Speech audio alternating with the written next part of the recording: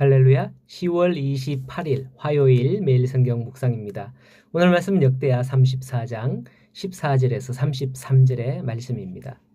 무엇인가를 발견한다는 것은 굉장히 흥미로운 일입니다.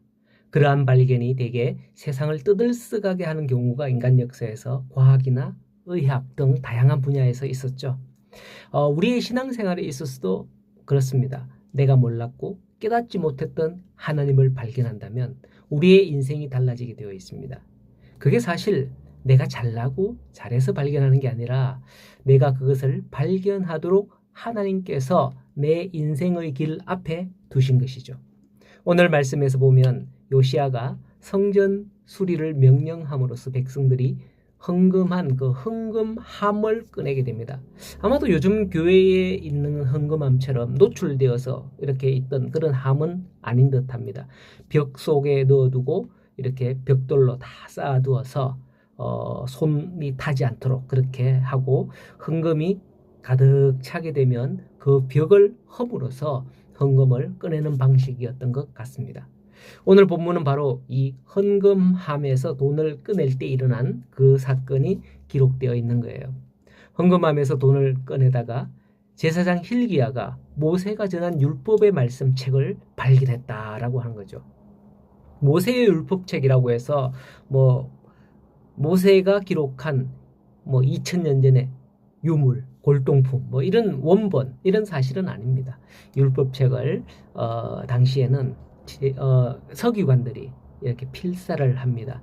율법책을 발견하고 누구에 주냐, 누구에게 넘겨주어서 검수를 하느냐 하면 15절에 보면 hil기야가 서기관 사반에게 준다고 하는 거죠. 서기관은 바로 그러한 율법책을 필사하는 자격을 가진 그런 직임을 맡은 자들입니다. 과거에는 요즘처럼 프린터나 인쇄기가 없는 시절이기 때문에 원본을 보고 일일이 그것을 옮겨 적어요. 붓으로 필사본을 만들게 돼요. 그렇게 해서 이처럼 서기관에게 넘겨 이게 정말 모세의 율법이 적힌 것인지 맞는지 성경의 말씀이 맞는지 확인하게 되는 것이죠. 그 서기관이 사반이라는 인물이었는데 그가 검수해보니 이게 바로 모세가 남긴 율법의 말씀이 기록된 게 확실했던 것 같아요. 그래서 왕에게 가는 겁니다. 자, 그런데 여기서 왜 율법책이 헌금궤 안에서 나왔을까요? 헌금궤는 율법을 넣어서 보관하는 장소가 아니거든요. 아마 생각해 볼 수 있는 것은 앞서 요시야가 왕위에 올라서 가장 먼저 했던 일로 인해 추정해 볼 수 있습니다. 바로 성전 청결을 먼저 했잖아요. 성전에 각종 우상 신상들을 세우고 제단을 세워서 성전을 우상의 전으로 선대의 왕들이 바꿔버린 겁니다. 그러니 제사장들이 하나님의 말씀을 어떻게든 온전히 간수하려고 또 후대에 전하려고 했던 그런 가운데에 사실상 무리수를 썼다. 그런 게 뭐냐? 오히려 우상을 섬기는 자들에 의해서 말씀이 회방받으며 그 율법의 말씀이 소실되지 않도록 그걸 헌금함에다가 넣었다. 이렇게 생각해 볼 수 있는 거죠. 그래서 그것을 지키기 위해서 율법책을 헌금함 안쪽에 숨기지 않았겠나. 그렇게 생각돼요. 그걸 거기 넣으면서 이런 마음이겠죠. 하나님의 말씀을 하나님께 맡겨드리니 꼭 지켜주십시오. 이런 마음 아니었겠나. 그렇게 싶어요. 그렇게 우상이 가득한 우상이 득세한 가운데에 하나님의 말씀은 힘을 잃었지만은 때가 되면 그 숨겨진 말씀이 드러나게 되는 거예요. 19절에 서기관 사반이 왕 앞에서 그 말씀을 읽자 왕이 그 말씀을 듣고 자기 옷을 찢었다고 합니다. 이러한 행동은 분노, 슬픔, 비탄, 회개 등 이런 격한 감정을 나타낼 때 유대인들이 하는 그런 습관적인 관습적인 행동이었습니다. 이스라엘과 유다 백성이 하나님과 맺은 언약을 어겼고 이로 인해서 받게 될 하나님의 진노가 매우 크다는 것을 깨달았기 때문이에요. 요시야 왕은 그 죄를 깨달았을 때 자기 옷을 찢으며 통회하는 그 심정을 가졌던 겁니다. 오늘날 우리는 어떨까요?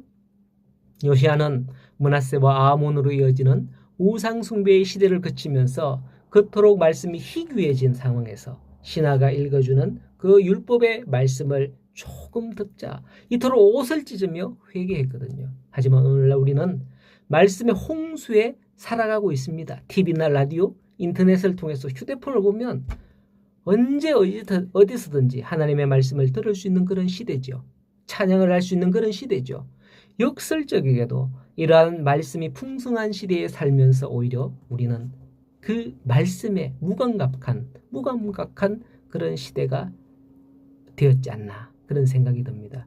히브리서 4장 12절의 말씀에 보면 하나님의 말씀은 살아있고 활력이 있어 어떤 칼보다도 예리하여서 듣는 자의 영혼과 골수를 찔러 쪼개기까지 한다 라고 말씀했습니다.